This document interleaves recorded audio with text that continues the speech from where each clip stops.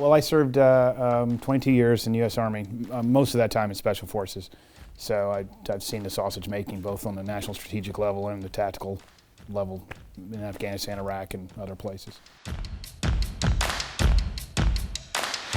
I always just wanted to write a novel. It was a bucket list thing. So I left a special mission unit at Fort Bragg and came down. I was teaching at the Citadel here in Charleston and had a lot of time on my hands. It was a lot different from where I came to what I was doing.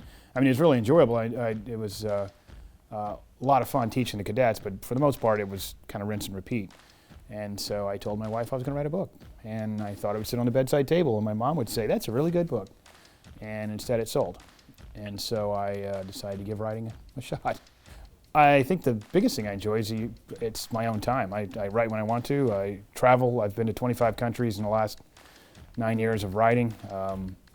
For Brazil, there's not a spot in that book of Hunter Killer that I haven't set my boots on the ground at. So I get to travel a lot, do a lot of research, and I get to write when I want to write. So if my daughters are doing something, I now have the time to do it, whereas before I'd be deployed in Iraq. Now I can say I'm not going to write for these 2 hours, I'm going to go watch a gymnastics meet or a volleyball tournament or something like that. It's a little bit of Pike going back to the origins. There's a traumatic event that happens in this book, and Pike kind of goes over the edge. So the task force, which is his organization he works for, is put on stand down because of this event, and he knows it's something more. It's not just an accident.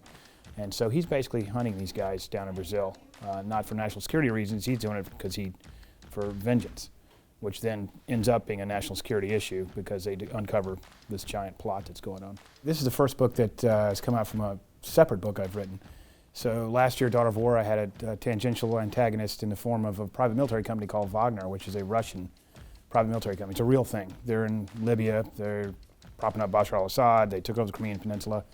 And I still had a lot of tags for research when I started writing this book. And I saw a story about they'd sent a company of mercenaries down to Venezuela to prop up Maduro down in South America. And so I started researching that, not because I was going to write a book, but because it was just interesting to me. And I came across a strategy document from Russia where they want to get into our near abroad. And they're looking for any way to get into our near abroad because they think we're in their near abroad, which we are. The earliest example of that would be the Cuban Missile Crisis. They put missiles up in our backyard because we had missiles in their backyard. So I started doing the research, and I came upon the absolute clown fest of the Brazilian elections down there of what was going on. It was absolute chaos, and they discovered the largest oil fields in the 20th century off the coast of Brazil. They couldn't get it out of the ground. Russia was trying to get in on that. The lead candidate for presidency was in jail for corruption.